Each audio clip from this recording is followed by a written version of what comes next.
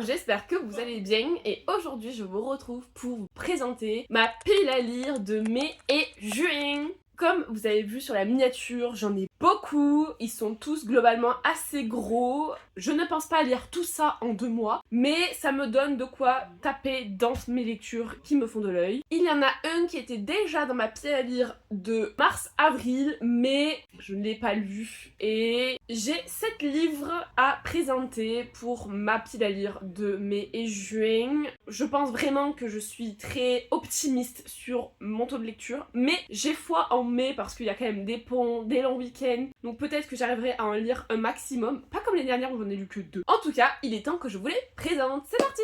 Je vais commencer par celui qui était déjà dans ma pile à lire de mars-avril, c'est Redining 6, publié aux éditions Chatterley de Chloé Walsh. Je le remets parce que je voudrais le lire avant d'oublier Saving Six, même si je ne l'oublierai pas, mais surtout avant la sortie chez Chatterley de Timing 7 qui sort en juillet. Donc je voudrais l'avoir terminé parce que Timing 7 se passe juste après Redining 6 et Keeping 13. C'est toujours la suite de Joey et Aoife, la reconstruction de Joey. On va avoir un autre point de vue de la relation de Shannon et Johnny. Et voilà comment Joey et Aoife surmontent tous les traumatismes de Joey. Ensuite, j'aimerais beaucoup lire Ces promesses qu'on croyait éternelles, partie 1 de Neil Gorman et Maria Lino, publiée chez Albin Michel Story, parce que c'est une saga que j'aime beaucoup.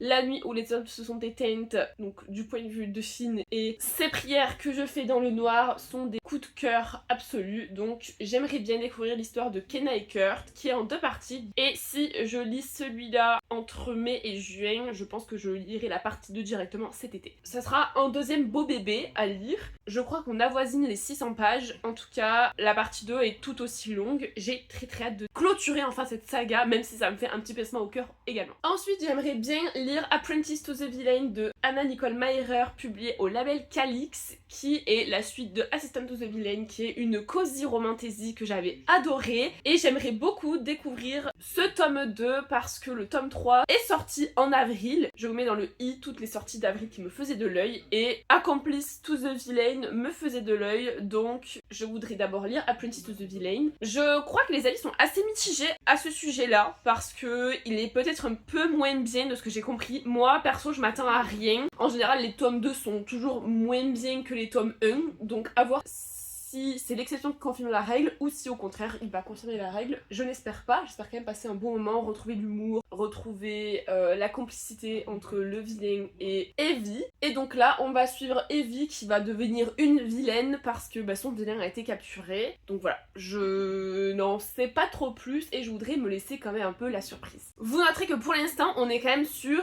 3 suites de saga. Ensuite, on est sur un one-shot de Élise Giraudot, publié chez Solaire. C'est juste une fille où on va suivre Vanny et Kale qui rentrent en études supérieures. Et les thématiques, c'est le féminisme, c'est aussi la montée du masculinisme malheureusement. C'est les études supérieures, c'est un très beau roman young adulte. Et c'était vraiment un des livres que je voulais lire en 2026. Je vous le mets également dans le petit. Mes 26 livres que j'aimerais lire en 2026. Je le mets, j'aimerais bien le lire. Et en plus c'est un one shot donc il n'y a pas une saga. Petite pause juste pour préciser que dans mes piles à lire, c'est toujours un mix entre ceux que j'ai déjà dans ma bibliothèque, donc des livres que j'avais achetés en 2025, 2024, 2023, 2022, etc. Et aussi des nouveautés qui sont sorties en 2026 ou fin 2025. C'est vraiment juste pour me mettre un mix et pour à la fois vider ce que j'achète et vider ce que j'ai déjà. J'essaie vraiment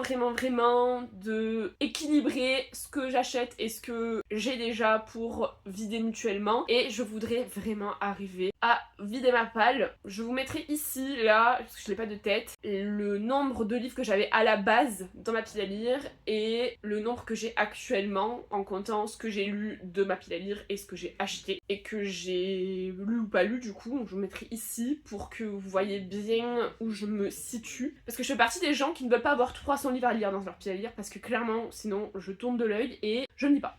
Bref, c'était la fin de la parenthèse. Autre roman du coup qui est déjà dans ma pile à lire, je pense que ça fait 2 ans que je l'ai acheté. C'est un genre de cozy mystery slash comédie mystery je sais pas trop comment on peut le classer. C'est La vie n'est pas un roman de Suzanne Cooper de Stéphane Carlier, publié chez Le Cherche Midi, où en gros Suzanne Cooper est une autrice et on lui écrit sur Instagram pour lui annoncer que quelqu'un a commis un meurtre. Et en fait Suzanne Cooper n'a pas envie de mener l'enquête, mais finalement elle l'amène, donc c'est assez cocasse. Je pense que ça va être hyper original. En plus on est clairement quand même sur une couverture plutôt printanière avec les roses et le ciel bleu qui annonce les beaux jours. Je pense que ça peut être très cool, et pareil j'aime bien aussi varier les genres dans mes lectures, ne pas lire que de la romance, ne pas lire que du thriller, ne pas lire que du young adulte. Donc voilà, c'est pour ça que je le mets. Je pense qu'on est vraiment sur un comédie thriller. Je sais pas trop comment le classer. Ouais, c'est ça, c'est à la fois polar et comédie, précis d'humour anglais et malgré l'habillage des romanciers en air. La vie n'est pas un roman où Suzanne Cooper s'amuse des rapports entre la fiction et la réalité tout en déployant une intrigue sans temps mort qui le rend impossible à lâcher. Hyper énigmatique. Ensuite, avant-dernier roman, c'est Piégé de Louison Nilman, publié chez Scrinéo Engagé, que je voudrais lire. Donc c'est un petit roman engagé justement, qui parle de, malheureusement, pédocriminalité en ligne, parce que c'est Alba qui est au collège et qui entre en contact avec Angie, 19 ans, garçon énigmatique, et en fait on va vraiment parler de toute la face sombre et cachée d'internet par rapport aux mineurs, et notamment aux mineurs filles plus précisément, et de comment on peut contrer ça et comment on peut prévenir pour éviter que des jeunes filles et des jeunes garçons mineurs se fassent embarquer par des pédophiles, clairement on va dire les termes. Même si je pense que YouTube n'est pas content qu'on utilise ces mots, et c'est la réalité malheureusement. Donc voilà, je pense que ce livre va être très très poignant et très rapide à lire également, parce que c'est pour les jeunes, donc voilà, c'est plutôt court et c'est engagé, donc si ça plaît, j'en ferai bien la promotion auprès des jeunes et de tous les profs que je connais pour qu'ils en parlent. Et pour finir, vous l'avez vu dans mon short ou dans mon reel sur Insta, c'est Noblesse oblige de Maïwenn Alix, publié chez Salom, que je compte lire là dès que j'ai fini La dernière allumette de Marie Vareille, parce qu'on m'a prêté le livre et je voudrais pouvoir rendre le roman plutôt rapidement, on va dire. On est au 21e siècle, mais en 1789, la révolution n'a pas eu lieu. Donc on est toujours sous la monarchie, et l'aristocratie a créé une télé-réalité pour que des filles du peuple, du bas peuple, puissent potentiellement épouser un aristocrate. Et Gabrielle, elle veut renverser cette aristocratie, veut renverser cette monarchie, donc elle se prête au jeu de cette télé-réalité pour intégrer l'aristocratie et voir ce qui s'y passe. C'est absolument déroutant, tordu, glauque, à la fois un peu décalé, et j'en ai vu que du positif, mais personne n'en reste indemne. Donc voilà, je sais pas du tout à quoi m'attendre, mais tous les avis que j'ai vus et que j'ai lus sont unanimes sur le fait que on n'est pas indifférent en sortant de cette lecture. Donc voilà, j'ai trop hâte. Et voilà, c'est tout pour cette pile à lire de mai et juin. J'espère que cette petite vidéo vous aura plu ou vous aura donné des idées de lecture. N'hésitez pas à me dire, vous, quel est le livre que vous avez trop hâte de lire dans les prochaines semaines. Je suis trop curieuse. Si un des livres que je vous ai présenté vous fait de l'œil ou vous tente, n'hésitez pas à me suivre sur Insta, Lecture Ensoleillée. Je suis bientôt à 500 abonnés. J'ai très hâte de les atteindre, et j'essaie vraiment d'être active, de proposer du contenu un peu plus varié. J'en profite du fait qu'on ait les longs week-ends. Et voilà, je suis sur les réseaux sociaux pour m'amuser, évidemment, partager mes lectures, ma passion. Donc s'il y a des gens qui sont contents de ce que je partage et que ça donne envie à des personnes qui ne sont pas trop lecteurs de lire, ça me fait trop plaisir, surtout que j'ai plein de potes qui me disent qu'ils se sont mis à lire grâce à mes recos, donc ça me fait trop plaisir. Donc n'hésitez pas à me suivre sur Insta également. N'hésitez pas à vous abonner également à ma chaîne, ça me soutient et ça me montre que ce que je fais vous plaît. À liker la vidéo si elle vous a plu ou si le contenu vous intéresse et qu'il y a un livre qui vous plaît. À activer la petite cloche pour savoir quand la vidéo sort. Toujours cool d'avoir une petite notif. Et puis moi je vous souhaite une excellente soirée et une excellente semaine, et je vous dis à la semaine prochaine. Salut!